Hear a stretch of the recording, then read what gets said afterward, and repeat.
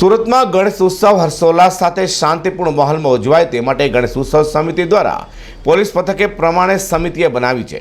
તે રૂધના પોલીસ મથક વિસ્તારના ગણેશ ઉત્સવ સમિતિની મીટિંગ ગણેશ મંડળો સાથે મળી હતી, જેમાં ગણેશ ઉત્સવ સમિતિના પ્રમુખ સહિત સ્થાનિક આગેવાનો હાજર રહેવા પામ્યા હતા।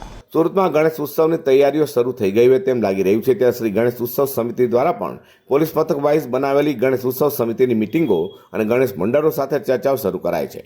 તો સુરત શહેર ગણેશ ઉત્સવ સમિતિ દ્વારા ઉધના પોલીસ મથક વિસ્તારની શ્રી ગણેશ આયોજકોની તેમજ શ્રી ગણેશ મંડળીઓની એક અગત્યની મીટિંગ ઉધના ઓમ સાઈ જલારામનગર ખાતે આવેલ શ્રી સોમવંશી શસ્ત્રાર્જુન ક્ષત્રિય સમાજ ભવન ખાતે યોજાઈ હતી, જેમાં ગણેશ ઉત્સવ સમિતિના અનિલ બિસ્કીટવાલા સહિત ઉધના ગણેશ ઉત્સવ સમિતિના સભ્યો પણ જોડાયા હતા। જય શ્રી ગણેશ।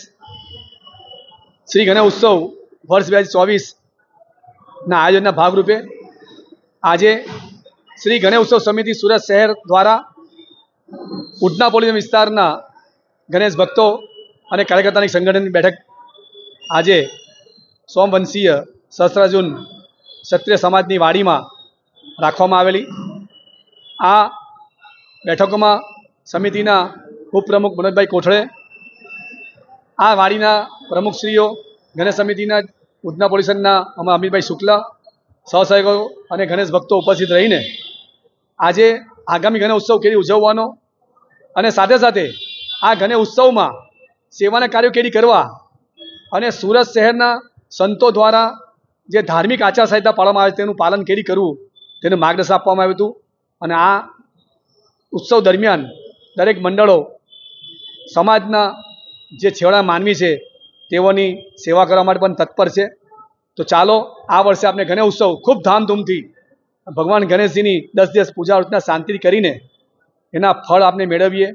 મને વિશ્વાસ છે કે આ વર્ષે પણ ભગવાન ગણેશજીનો ઉત્સવ નિર્વિઘ્ને ધામધૂમથી સુરત શહેરમાં ઉજવાશે।